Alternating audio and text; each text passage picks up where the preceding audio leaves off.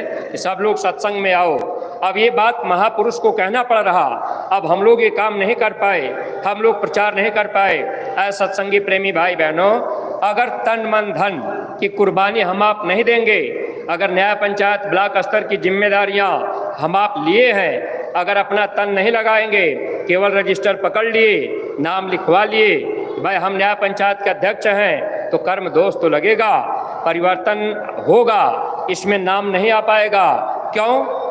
क्योंकि स्वामी जी महाराज ने कहा परिवर्तन उन बच्चों के द्वारा होगा जो परमार्थ की कसौटी पर खरे उतरेंगे। जरूरत पड़ेगी अपना तन मन धन तीनों कुर्बान कर देंगे। ऐसे सत्संगी प्रेमी भाई बहनों, अब जरूरत है अपने तन मन धन तीनों की कुर्बानी देने का।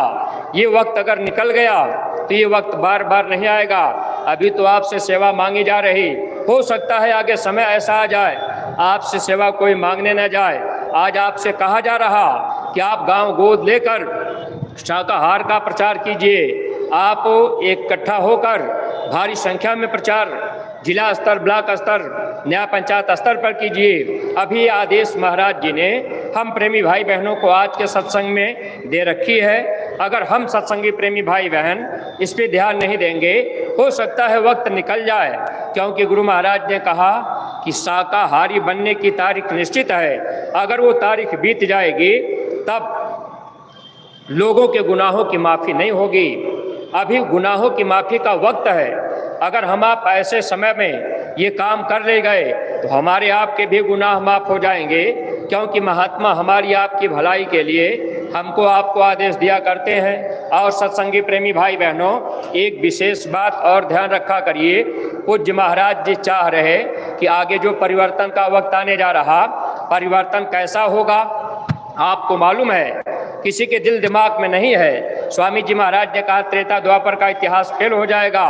त्रेता और द्वापर में समय लगा, द्वापर में 18 दिन का समय लगा परिवर्तन होने में, लेकिन गुरु महाराज ने कहा इस कलयुग में 18 मिनट का समय नहीं लगेगा।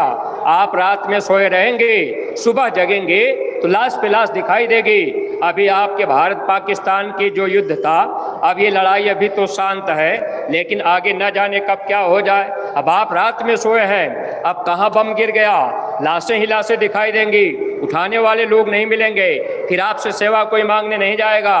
फिर आपके बीच में ये विशेष सेवा का रजिस्टर, ये गौ सेवा का रजिस्टर और ये झोलियाँ चलाने का मौका नहीं आएगा। और ऐ प्रेमी भाई बहनों, ये धन दौलत रुपया पैसा फिर हमारा आपका पड़ा रह जाएगा, अनाज की कमी हो जाएगी। स्वामी जी महाराज ने कहा विश्व युद्ध जब होगा इसके बाद एक बारगी सूखा पड़ेगा, अनाज का दाना नहीं मिलेगा, पीने को पानी नहीं मिलेगा। गुरु महाराज ने कहा ऐसा समय आ जाएगा कि 15-15, 20-20 लोग झुंड बना करके गांव में जाएंगे। अगर किसी घर में धुआं उठता होगा उस घर में जबरदस्ती घुस जाएंगे। अगर आपके घर में अनाज होगा, अनाज के लिए आपकी जान मार दी जाएगी, सोना चांदी रुपया पैसा छोड़ दिया जाएगा। ऐसे सत्संगी प्रेमी भाई बहनों, ऐसे वक्त में तन मन धन तीनों की कुर्बानी देने का अवसर महापुरुष हमको आपको दिए हैं। अगर हम आप गांव गोद ले लेंगे, गांव में हम आप प्रचार करने लगेंगे तो हम लोगों का तन लगेगा। अगर हम आप गांव में आने जाने लगेंगे तो उसमें हमारा आपका धन भी खर्च होगा। महाराज जी का कार्यक्रम जब लगेगा तो उसमें भी प्रेमी भाई बहनों हमारा आपका धन खर्च होगा। और जब आप गांव गोद लेकर के प्रचार करने लगेंगे तो आपका मन भी उस गांव में लगेगा।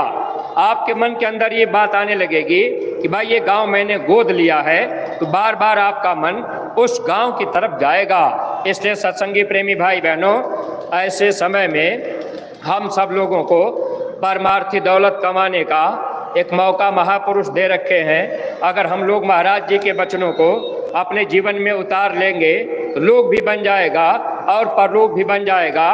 खाने के लिए, पहनने के लिए, रहने के लिए कमी महसूस नहीं होगी, घर परिवार में लड़ाई झगड़े नहीं होंगे।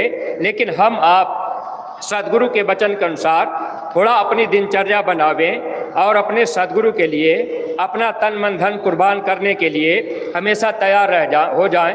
अगर आदेश हो जाए कि भाई आज प्रचार करने जाना है, अगर मान लीजिए ये आदेश हो गया कि भाई प्रचार में चलना है, तो सत्संगी प्रेमी भाई बहनों जब वक्त आगे आएगा परिवर्तन तो होगा।